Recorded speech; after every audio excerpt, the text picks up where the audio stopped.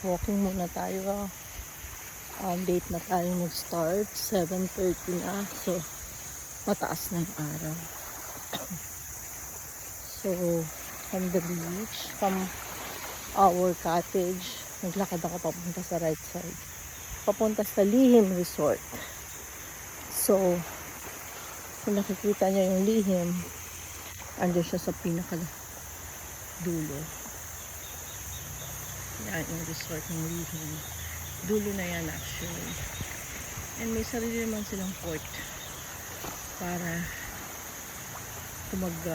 water activity sila for today. Ganyan. Meron na silang sariling port. Yan.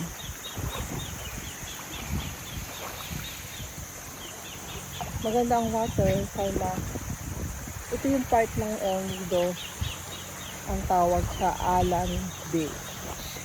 Sa Alan Beach, hindi ganun karaming hotel kagaya nung sa may resort namin ngayon. Sa El Nido Resort mismo. Sa El Nido Beach mismo. Kasi ito medyo marami pang private areas. Kaya konti lang na stay dito sa side na ito.